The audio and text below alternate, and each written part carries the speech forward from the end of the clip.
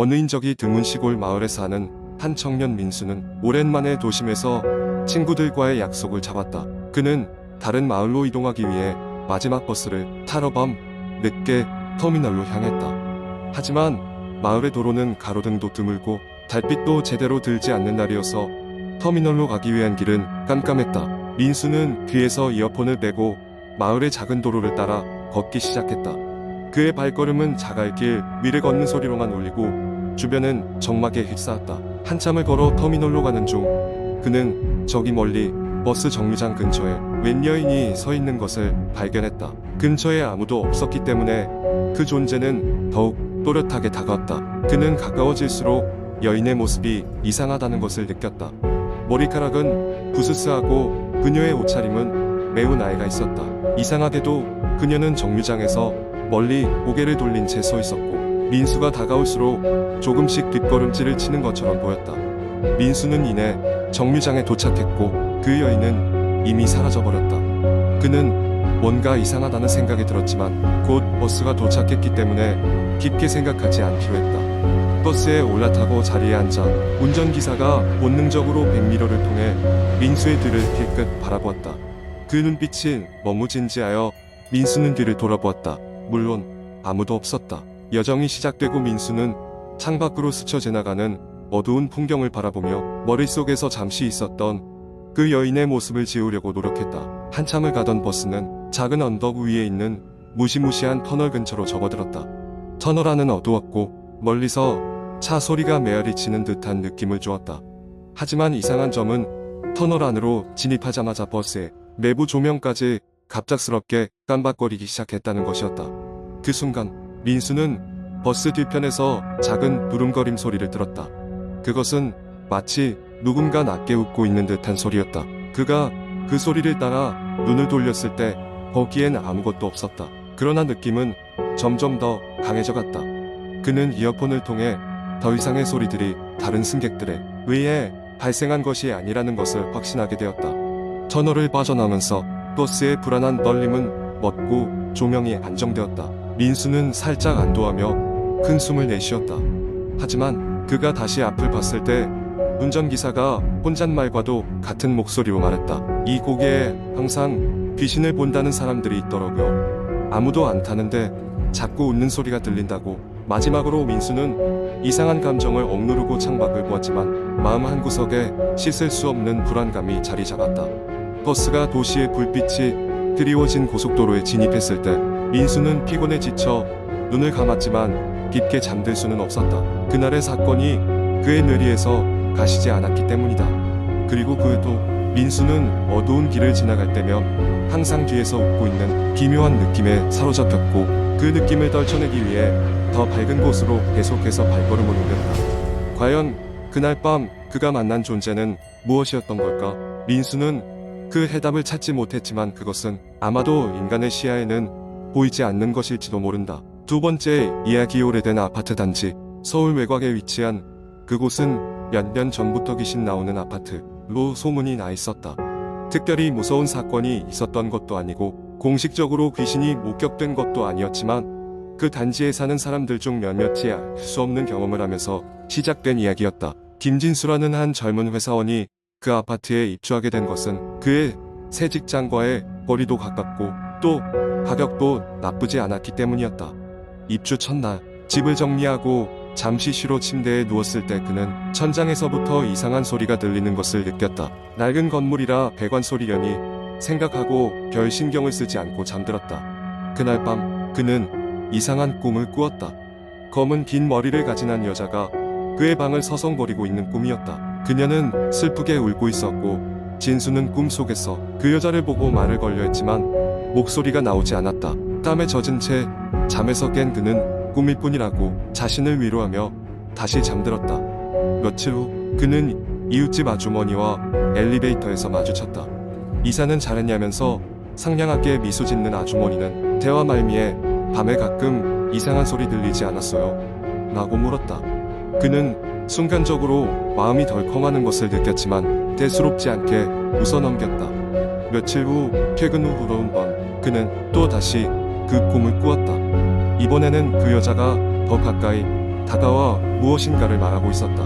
그는 그녀의 모양을 보며 어떻게든 그 말을 들으려 노력했지만 여전히 소리는 들리지 않았고 깨어났을 때 그는 알 수 없는 공포에 휩싸였다.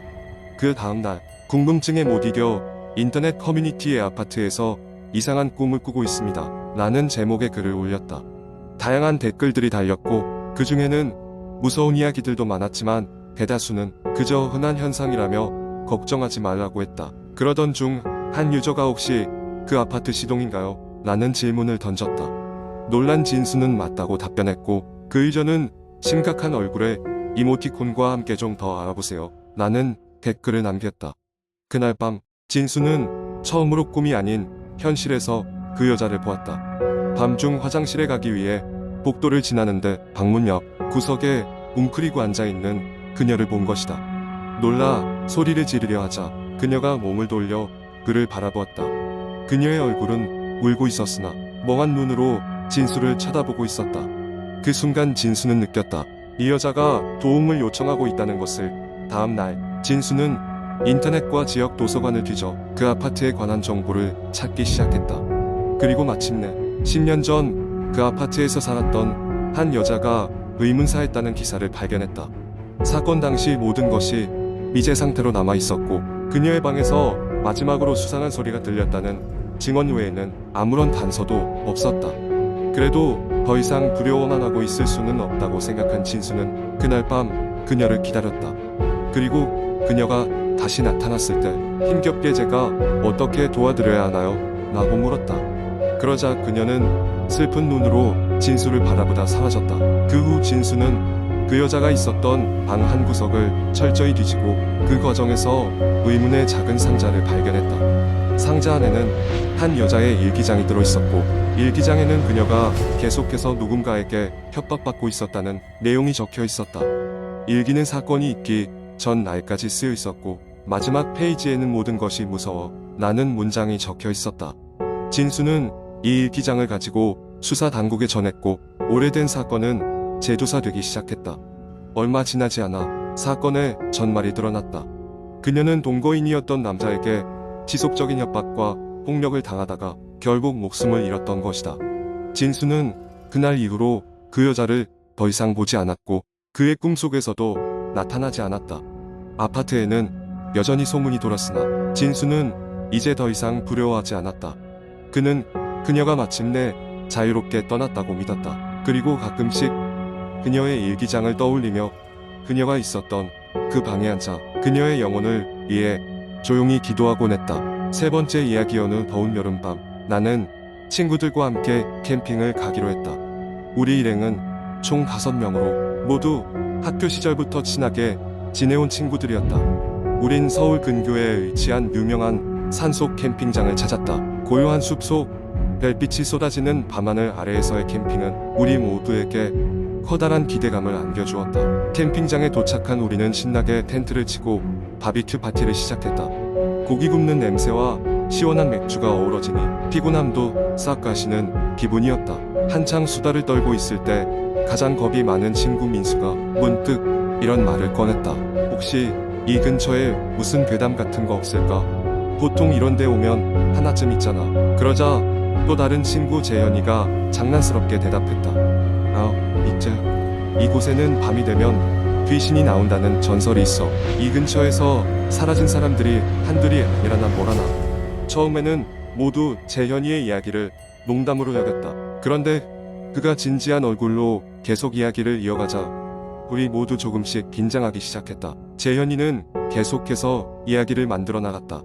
들리는 바에 의하면 몇 년 전 이 숲에서 한 가족이 캠핑을 하다가 실종됐대.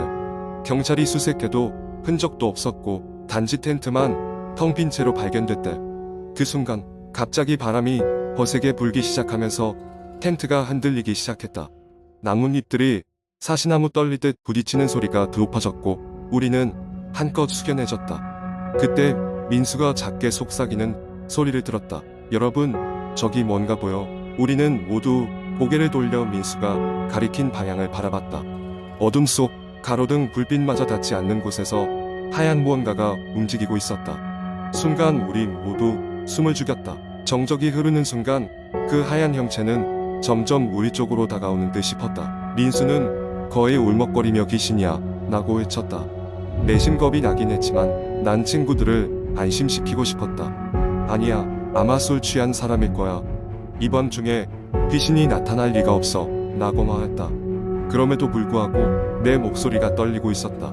그러나 그 형체가 가까이 오기 시작하자 우리는 그것이 사람이 아니라는 것을 깨달았다. 실루엣은 너무도 크고 비정상적인 모양이었다. 그것은 사람의 키를 훨씬 넘어서는 높이였고 땅을 딛는 발걸음 소리가 없었다.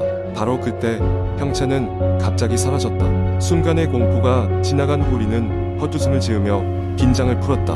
아, 뭐야 저게, 그냥 눈속임이겠지. 피곤해서 헛것을 본 거야 라고 재현이가 말했다. 그러고 나서 우리는 다시 웃고 떠들며 이야기를 이어갔다. 하지만 어느 순간부터 우리 모두의 마음 한구석에는 떨칠 수 없는 불안감이 자리 잡기 시작했다. 그 밤 잠자리에 들었지만 쉽게 잠이 오지 않았다. 텐트 안에서 뒤척이며 다른 친구들이 잠든 것을 확인하고 나도 억지로 눈을 감았다. 하지만 모든 게 조용해진 그 순간 텐트 밖에서 누군가의 낮은 목소리가 들리기 시작했다. 여기야, 어디지? 모두가 들을 수 있을 정도로 명확한 소리였다. 나는 그 목소리에 깜짝 놀라 눈을 떴다. 텐트 근처에 정말로 누군가 있는 것 같았다. 나는 침착하게 친구들을 깨웠고 모두 잠에서 깨어나긴 했지만 어느 누구도 텐트 밖을 확인하고 싶어 하지 않았다. 결국 우리는 모여 앉아 그 어둠 속 목소리에 귀를 기울였다.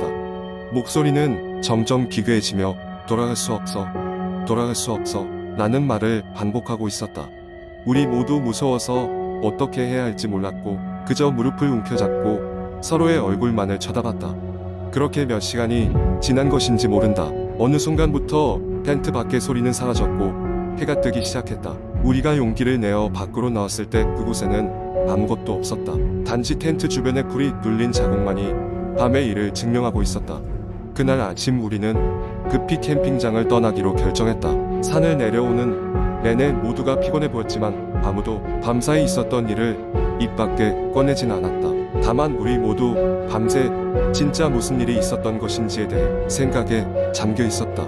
나중에 알고 보니 우리가 캠핑했던 그 지역은 과거에 정말로 사건 사고가 많았던 장소였다. 그날 이후로 우리는 다시는 그곳을 방문하지 않았다. 그리고 그날의 이야기 또한 우리들 사이에서조차 쉽게 꺼내지 않게 되었다.